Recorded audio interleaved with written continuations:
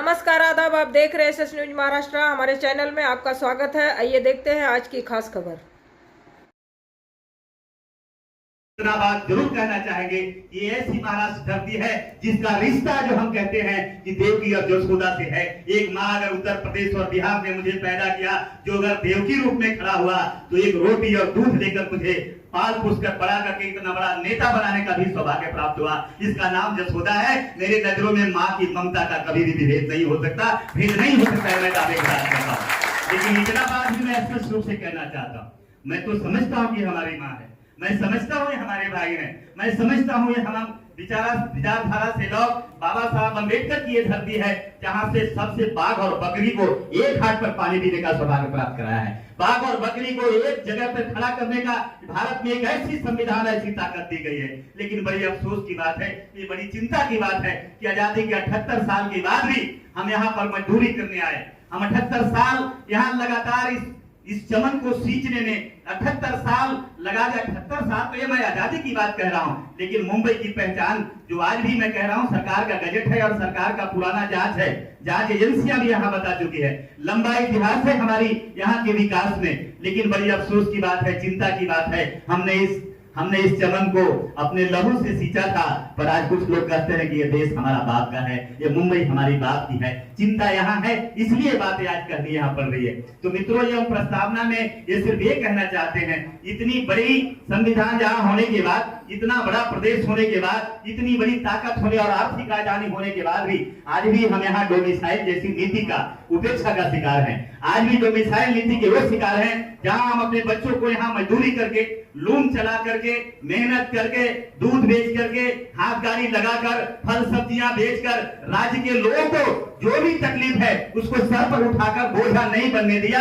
समाज जब जब संकट में पड़ा तो एक कमजोर वर्ग लोगों ने अपने सर पर बोझा उठाकर कर्जा वापस करने का काम किया है। लेकिन वही अफसोस की बात है, पढ़ाई लिखाई कराने के बाद में कभी उर्दू बातें सामने आ जाती है, कभी अरबी की बातें सामने आ जाती है, कभी हिंदी की बातें सामने आ जाती है, कभी मराठी की बातें सामने आ जाती है, कभी अन्य भिन्न भिन्न प्रांत और भाषा की बातें आ जाती है। चिंता यहाँ है, अफसोस की बात है कि जो जाति प्रमाण पत्र, अगर इसी तरह की यही तहसीलदार की व्यवस्था ने, यही संविधान की व्यवस्था ने अगर जो कास्ट का प्रमाण पत्र दिया है, वो प्रमाण पत्र आज भी इस प्रदेश के अंदर मान्य नहीं है। ये सबसे बड़ी चिंता की बात है। हम इस विषय पर मुख्य रूप से बात करने आए हैं। अगर हमारे बच्चे यहाँ कहीं ज्वाइन करते हैं, यहाँ बच्चे हमारे कहीं डीएम बनते हैं, यहाँ हमारे बच्चों को अवसर कहीं एसडीएम बनने का आता है, यहाँ हमारे भाइयों का कोई नौकरी में जाने का मन आता है और उससे भी नहीं होता है, तो लोकतंत्र के सबसे बड़ा त्योहार अगर SC, ST, OBC, NT, DNT, PGNT की सीटों पर कहीं चुनाव में आजमाइश करने की बात आती है,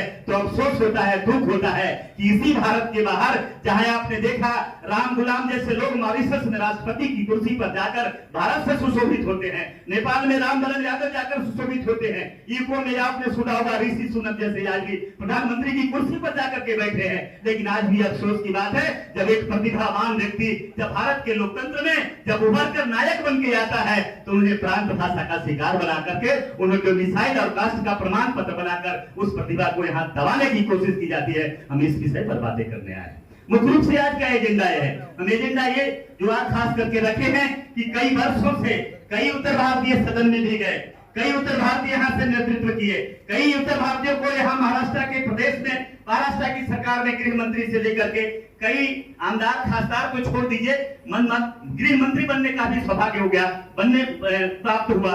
लेकिन बड़ी अफसोस की बात है, ये मसला मसाइल आज भी हमारे पास ज्यों की त्यों बनी हुई है, जिसका हम शिकार हैं। तो हम चाहते हैं, अब हम शिकार नहीं बनना चाहते हैं, हम अपने नेताओं को आज बताना चाहते हैं। और दूसरी एक समस्या जिस पर हम लोग आज बात करना चाहते हैं, हम चाहते हैं अपने साथियों से कि अगर ये जो हमारी प्रस्तावना है, जो 2-3 बातें हम लोगों ने अभी तक प्रकाश में लाया, प्रस्तावना की और कुछ विशेष जो बातें होगी जिसे पढ़कर हम अनुमोदन करने का काम करेंगे।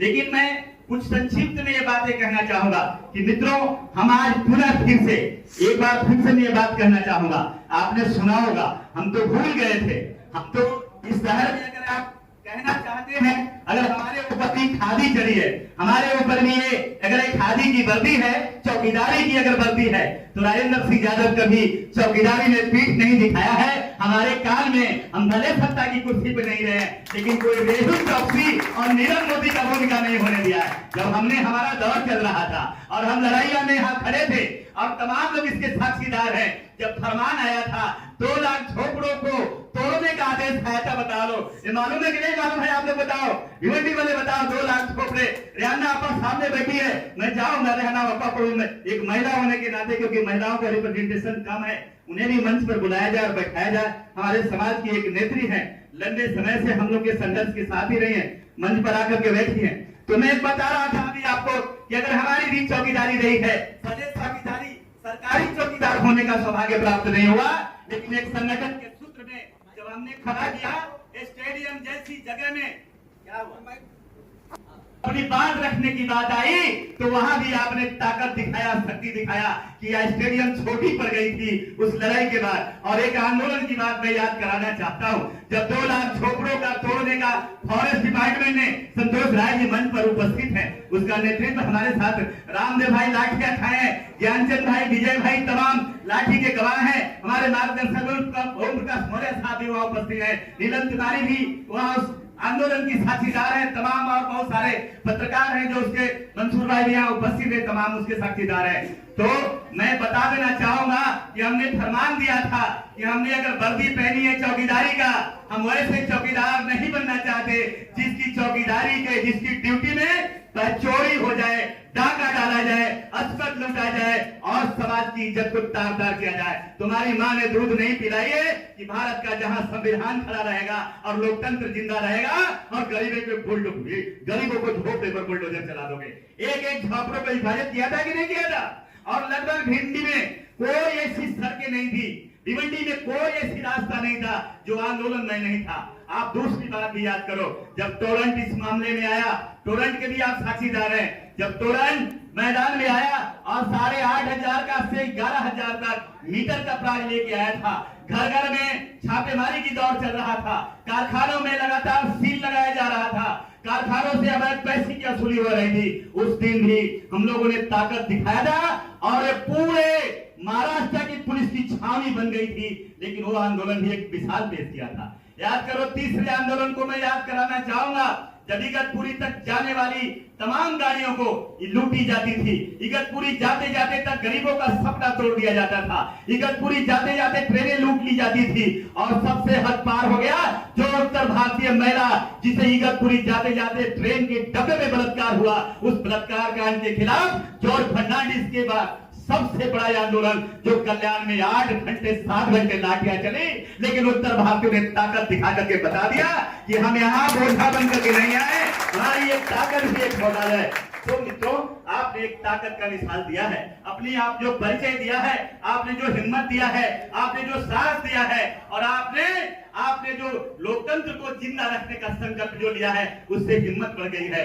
लेकिन जो बाकी कुछ बातें थी, मैं बीच में नहीं था, मैं बीच में कुछ दिन में जिला पंचायत के अध्यक्ष, जिला परिषद के 2-3 टर्म चेयरमैन बनने का मौका मिला, मैं बीच में ज्यादा उधर रह गया, छोटी सी सत्ता को भी आप उसको कह सकते हैं, लेकिन वहां भी जाने के बाद मैं चैन से नहीं रहा।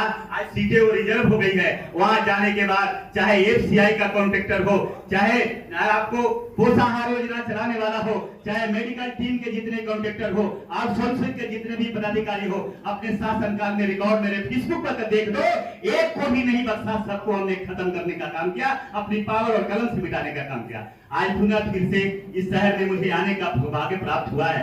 मैं धन्यवाद देना चाहूंगा, बधाई देना चाहता हूं श्रीमती रानी अग्रवाल जी को कि वो कई आज की 20 साल पहले हमारी बड़ी बहन ने, बहुत पहले जब हमारी बड़ी 10-10 हजार 20-20 हजार के सभाओं में जब बहन आती थी, तब वो कहती थी कि आप पार्टी ज्वाइन कर लीजिए, आप कांग्रेस पार्टी ज्वाइन कर लीजिए, आप आइए, हमें समाज की बड़ी ताकत मिलेगी, पार्टी की बड़ी ताकत मिलेगी और आपके जो कमजोर वर्ग के लोग हैं, समाज के लोग हैं, अगर आप सरकार और सत्ता से जुड़ेंगे तो उन्हें न्याय मिलेगा, इंसाफ मिलेगा।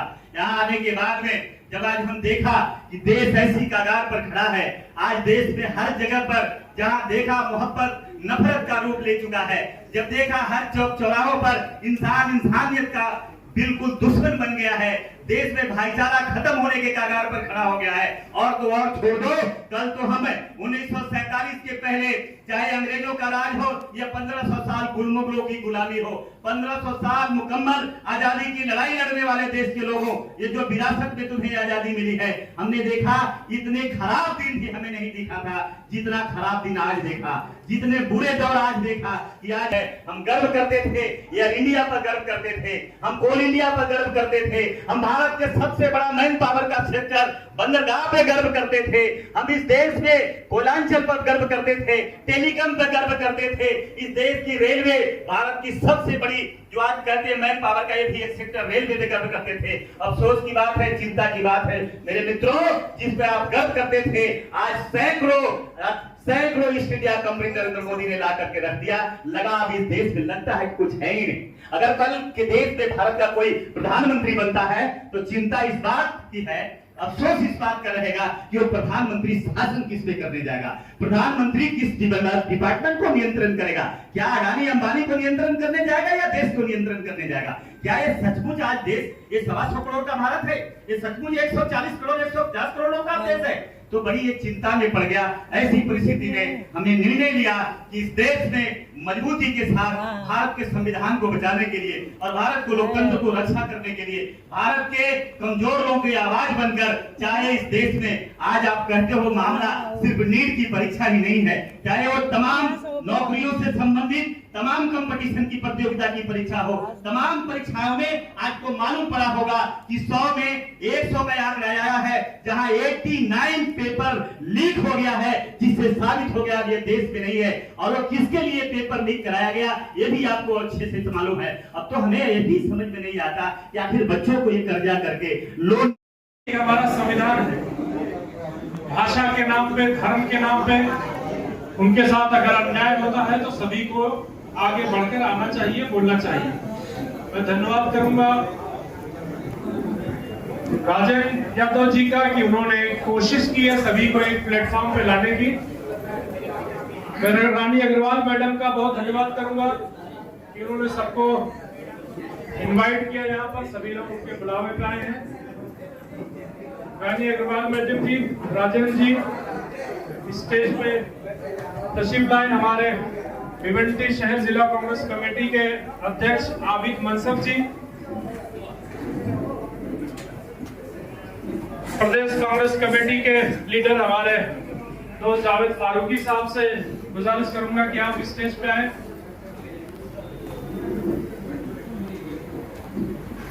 इस कार्यक्रम में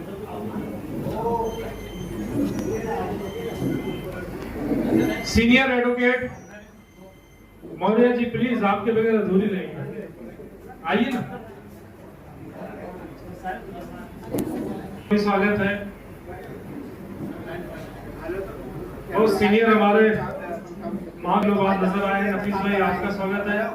रेहाना आपा महिला शक्तिकरण सशक्तिकरण यहाँ पे मौजूद है, जिनको संविधान में सबसे ज्यादा अधिकार दिया गया है। पत्रकार दो महिला यहाँ पे मौजूद हैं, हम दोनों फायर ब्रांड पत्रकार का स्वागत करते हैं। फूलचंद यादव जी, आप स्टेज पे तशरीफ लाइए। संतोष राय जी, आपसे भी निवेदन है कि आप स्टेज पे तशरीफ लाएं। फूलचंद जी आइए, संतोष राय स्टेज पे आइए। आप उलमा बोर्ड के राष्ट्रीय सचिव हैं, आइए।